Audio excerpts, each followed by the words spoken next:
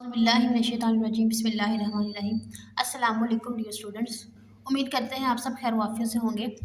जी students, जैसा कि आप जानते हैं कि हमने फ़िलोसफ़ी का सिलेबस स्टार्ट किया हुआ है अकॉर्डिंग टू पीयू आउटलाइन।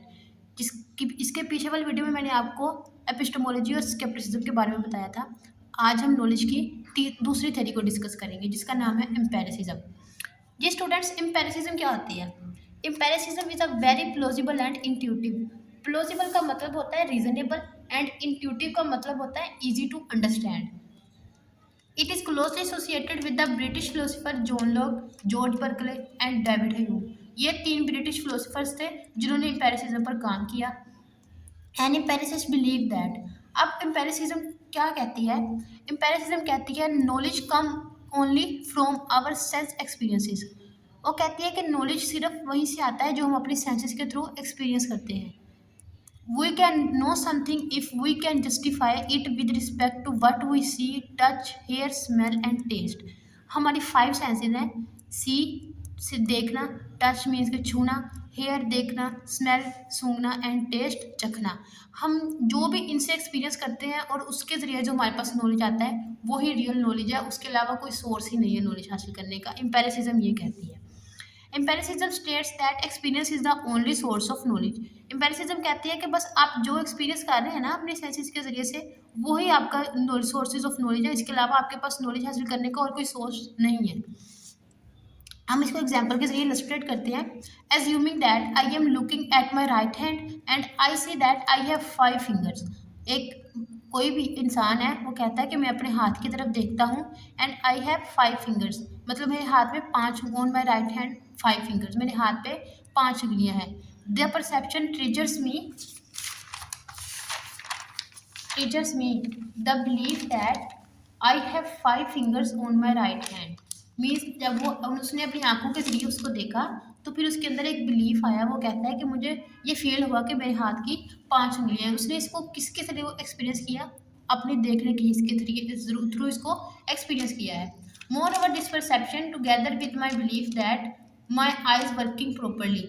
अब वो कहता है कि इसके साथ मेरे अंदर ये भी बिलीव आया कि मेरी आंखें ठीक काम कर रही हैं। बेस्टूस का मतलब होता है कंफर्म करना, किसी भी चीज़ को कंफर्म कर देना। A high degree of justification on my believe that I have 5 fingers. Means कि ये मेरे अंदर एक मतलब मेरा बिलीफ ज़्यादा स्ट्रॉन्ग हो गया कि मेरे हाथ की 5 उंगलियां हैं। Empiricism is also associated with the idea that we are born as tabula rasa. अब टेबुलर रासा का क्या मतलब है? इसका मतलब होता है कि इंसान पैदा किया गया है विद ब्लैंक स्टेट।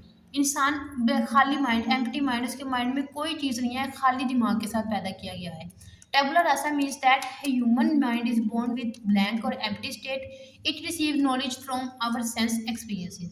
मतलब वो कहता है इंसान जब पैदा होता है तो वो ब्लैंक स्टेट पैदा होता है, उसके पास कोई एक्सपीरियंस नहीं होता, उसके पास कोई नॉलेज नहीं है, उसके पास कुछ नहीं होता। लेकिन जब वो जो वो बड़ा होता है वो अपनी सेंसेस के थ्रू एक्सपीरियंसेस करता है। जब वो एक्सपीरियंस करता है तो उसके पास नॉलेज आता है।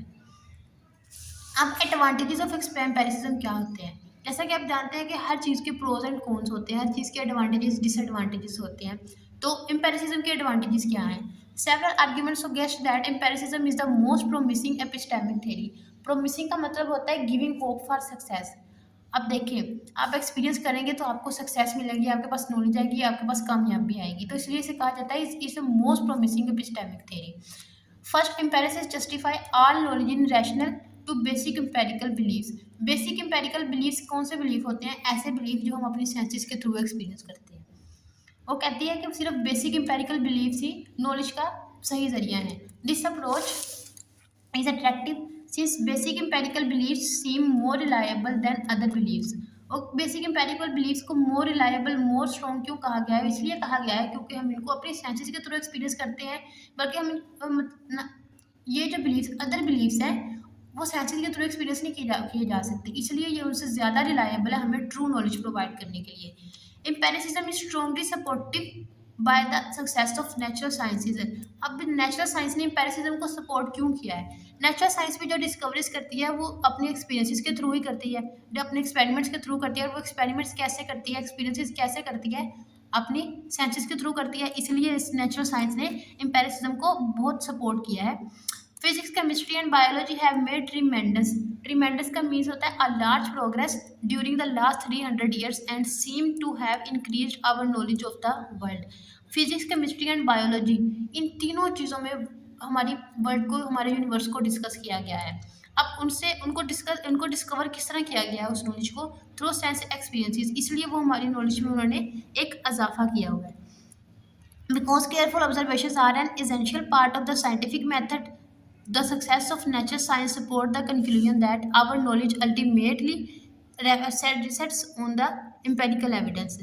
मतलब देखें, नेचुरल साइंस ने जितनी भी प्रोग्रेस की है वो थ्रू एक्सपीरियंसेस ही की है, थ्रू अपनी सेंसरी एक्सपीरियंसेस के थ्रू उन्होंने बहुत कुछ डिस्कवर किया है। तो वो नेचुरल साइंस इस आइडिया को सपोर्ट करती है कि जो हमारा ultimate source of knowledge, only source of knowledge है, वो इम्पेरिकल एविडेंस ही है। इम्पेरिकल एविडेंस वो ऐसे एविडेंस जो अपनी सेंसेस के थ्रू एक्सपीरियंस किए जाते हैं।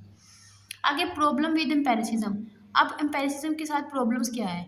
एम्पेरिसिज्म कहती है कि हम अपनी कोई भी नॉलेज है वो हम एक्सपीरियंसेस के अलावा कुछ भी अपने एक्सपीरियंसेस के थ्रू के अलावा कहीं से भी हासिल कर ही नहीं सकते हैं। कोई भी नॉलेज है वो एक्सपीरियंस के थ्रू ही हासिल होगा और उसने, लेकिन कुछ ऐसी नॉलेज होते हैं जो इंसान के माइंड में पहले से ही मौजूद होते हैं एज अ बोर्न टाइप। मतलब जब वो बोर्न होता है तभी उसके माइंड में वो चीज़ें मौजूद होती हैं। जैसा कि अब इन्फिनिटी, मतलब इन्फिनिटी वर्ड क्या मतलब, इन्फिनिटी अप टू, मतलब कोई लिमिट नहीं है। अब हर इंसान को पता है, मतलब अब जैसे काउंटिंग है, काउंटिंग इन्फिनिटी है, उसकी कोई लिमिट नहीं है। अब ये इंसान के माइंड में पहले से ही मौजूद होता है, वो किसी के थ्रू एक्सपीरियंस नहीं करता। अब जैसे गॉड का कॉन्सेप्ट है, हर इंसान को पता है कि उसको एक पैदा करने वाला है। गॉड का कॉन्सेप्ट भी by nature, by at the time of born इंसान के माइंड में मौजूद होता है। लेकिन एम्पेरिसिज्म कहती है कि ऐसा नहीं है, कोई भी नॉलेज है वो थ्रू एक्सपीरियंसेस ही हासिल किया जाता है। ये इसकी प्रॉब्लम्स में आ जाता है। जी स्टूडेंट्स, आज का लेक्चर यही तक था। इंशाल्लाह अगले लेक्चर में हम रैशनलिज्म को डिस्कस करेंगे। अगर आपको वीडियो अच्छी लगी हो तो अपने दोस्तों के साथ शेयर करें, चैनल को सब्सक्राइब कर दें। इंशाल्लाह नेक्स्ट लेक्चर में आपसे मुलाकात होगी। अल्लाह हाफिज़।